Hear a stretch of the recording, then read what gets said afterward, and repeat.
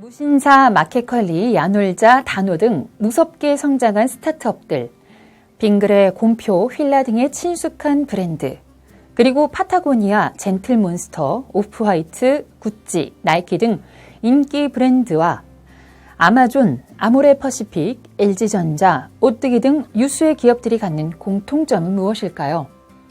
새로운 소비 권력, 밀레니얼 세대라 불리는 M세대와 Z세대의 취향과 열광을 사로잡았다는 점입니다.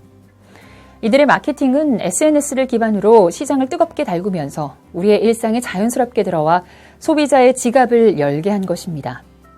똑같은 걸 팔아도 폭발적인 호응을 얻은 마케팅 전략, 과연 뭐가 다를까요?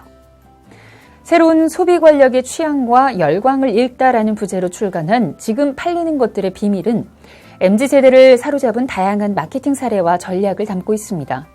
최초, 최연소라는 타이틀과 함께 맥킨지, LG전자, 현대자동차 등 마케팅의 최전방에서 뛰어온 CMO 캠퍼스 최명화 대표와 소비자의 관심과 시장의 변화를 가장 가까이에서 취재해온 한국경제신문 김보라 기자가 공저자로 썼습니다.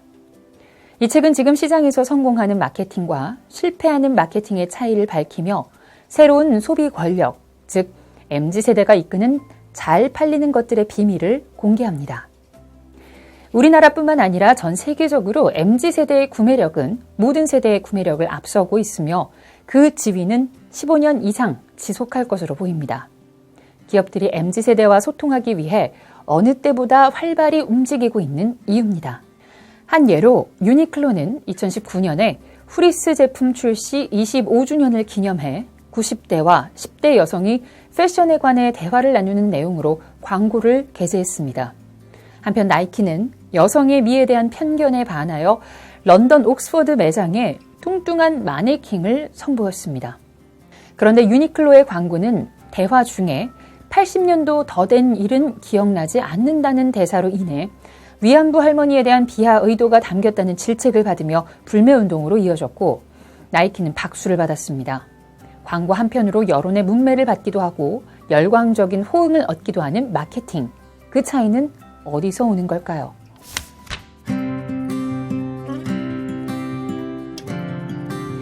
MZ세대로 불리는 새로운 소비 권력은 이전과는 두드러지게 다른 특징들을 보여주고 있습니다.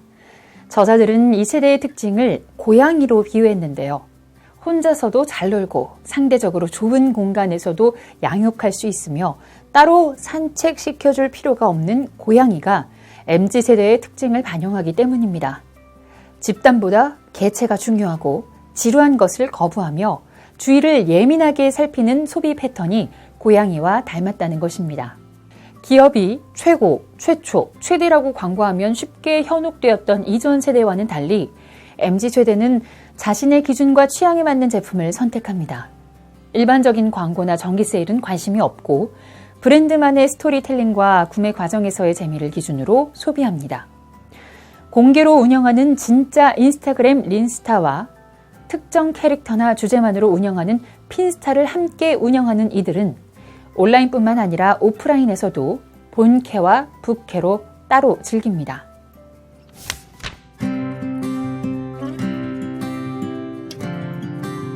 오프라인 프로슈머, 레트로 인스타그램, 댓글과 후기, 개념 소비, 밈, 큐레이션, 라이브 커머스, 공유와 구독 경제. 문제는 도대체 어떻게 마음을 사로잡을 것이냐입니다. MZ세대는 대한민국 인구의 44%를 차지합니다. 저자들은 MZ세대를 열광하게 하는 10가지 도구를 제시하는데 먼저 판매보다 경험에 방점을 둔 오프라인 플래그십을 주목하라고 합니다. 허름한 한옥이 밀집된 익선동을 띄운 것도 공장지대였던 성수동을 붐비게 한 것도 을지로를 힙지로로 만든 것도 MZ세대의 공간 탐닉이 만들어낸 결과라는 것입니다. 대중 목욕탕을 힙한 쇼룸으로 개조하는 등 공간 마케팅의 압도적인 성공 사례를 보여주는 젠틀몬스터. 요즘 세대의 뉴트로 감성을 탁월하게 이해하고 소화한 코오롱 스포츠의 콘셉트 스토어 솥솥 상회와 솥솥 618. 가구 대신 라이프 스타일을 제안함으로써 소비자와 정서적으로 교감하는 시몬스 복합 문화 공간 시몬스 테라스가 좋은 예입니다.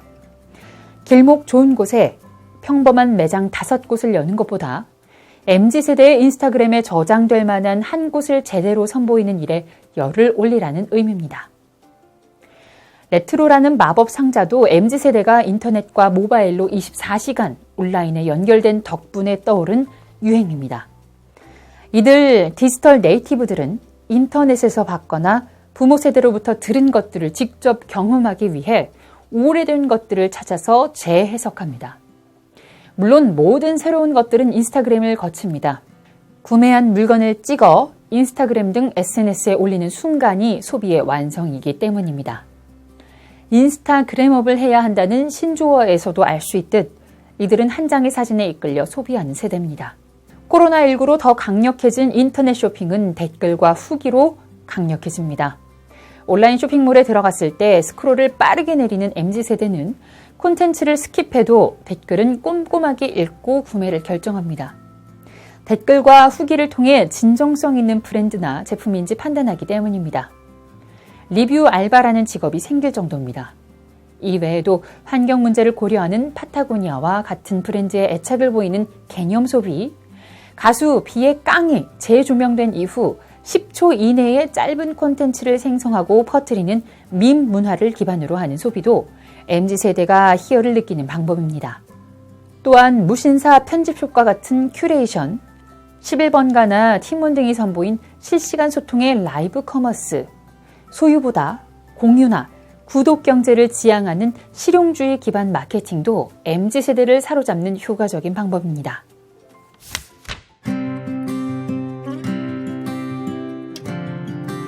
기업 간 치열한 경쟁만으로도 벅찬데 특정 세대의 마음을 사로잡아야 하는 전통 기업들의 고민은 더 깊어질 수밖에 없습니다. 그런데 오래된 기업들도 MZ세대와 소통하기 위해 다양한 노력을 기울이면 방법을 찾을 수 있습니다. 죽어가던 브랜드 구찌는 MZ세대의 목소리에 귀를 기울이면서 부활하기 시작했습니다. 구찌는 나이든 직원이 젊은 직원을 멘토로 삼는 리버스 멘토링과 30세 미만의 직원들로만 구성된 의사결정 조직 그림자위원회를 구성했습니다.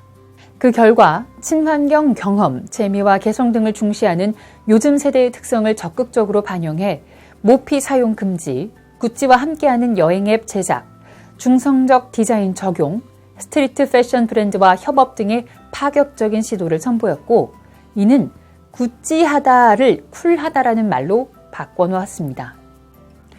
구찌와 마찬가지로 한물간 브랜드로 여겨지던 휠라 또한 대대적인 브랜드 리뉴얼로 변신했습니다.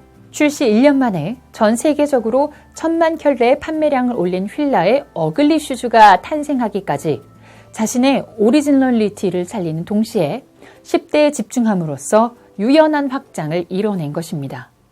휠라는 어린아이부터 60대까지 누구나를 위한 제품 타깃에서 10대 중심으로 타깃을 집중, 휠라다운 다름을 제시하는 마케팅 전략의 전환으로 성공한 것입니다.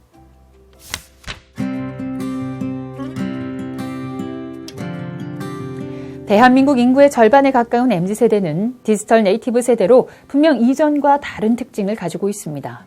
우리 대부분은 현재 MZ세대와 연결돼 이들에게 무언가를 팔고 있으며 앞으로도 계속 팔아야 합니다. 이는 제품과 서비스뿐만 아니라 콘텐츠와 이미지, 아이디어와 기획, 나아가 신념이나 가치일 수 있습니다. MZ세대를 파악하고 분석해 그들의 마음을 사로잡는 마케팅에 대한 고민은 마케팅과 비즈니스 현장에 있는 사람뿐만 아니라 MZ세대의 마음을 엿보고 이들과 자연스럽게 소통하길 원하는 모두에게 필요한 일입니다. MZ세대를 웃고 떠들고 열광하게 만드는 취향 저격의 비밀 통로를 이 책에서 발견해 보시기 바랍니다.